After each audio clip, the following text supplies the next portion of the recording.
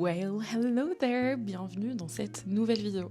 Aujourd'hui, je voulais te parler d'une habitude qui a vraiment changé ma vie en termes de création de newsletters, que ce soit pour l'efficacité, mais aussi pour le branding. Mais avant d'aller plus loin, laisse-moi me présenter. Moi, c'est Apolline, j'écris une newsletter qui s'appelle La Piscine, à la croisée entre la quête identitaire et l'impact socio-environnemental, et j'accompagne aussi les personnes qui souhaitent faire rayonner leurs valeurs grâce au récit.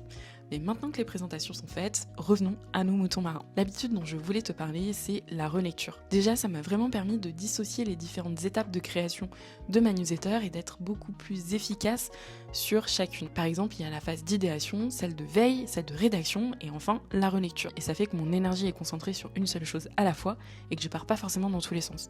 Ce qui est un de mes plus gros toxic traits. Et la deuxième chose qui m'aide vraiment, c'est que j'ai scindé mes relectures en différents types. Par exemple, en premier, j'ai la relecture syntaxique et orthographique pour savoir s'il n'y a pas des coquilles, si certains accords ne sont pas mal faits, bien que sur 17 minutes de lecture environ, il y aura forcément des choses que je n'aurais pas réussi à spotter, and it's fine, du moins dans la piscine it is.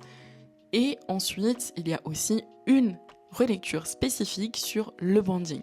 La piscine est créée sur un univers aquatique avec pas mal de jeux de mots comme s'immerger dans un sujet, plonger dans un sujet, see you soon au bord du bassin, whale, hello there, ou remanier d'autres types d'expressions pour faire en sorte justement que les swimmers, donc les lecteurs et les lectrices, soient vraiment immergés dans cet univers. Mais soyons honnêtes, quand je rédige, j'ai pas forcément la tête à faire des jeux de mots ou à mettre des traits d'humour. Et savoir justement qu'il y a cette dernière relecture qui va me permettre de saupoudrer certains éléments du vocable de la piscine pour le rendre remarquable et faire en sorte que tout le monde baigne dans le même univers à chaque édition et que ce soit cohérent, ça me permet aussi de relâcher la pression au moment d'écrire et d'être beaucoup plus efficace à chaque étape. Si jamais t'écris aussi, je serais super curieuse d'en savoir un peu plus sur ton processus de création.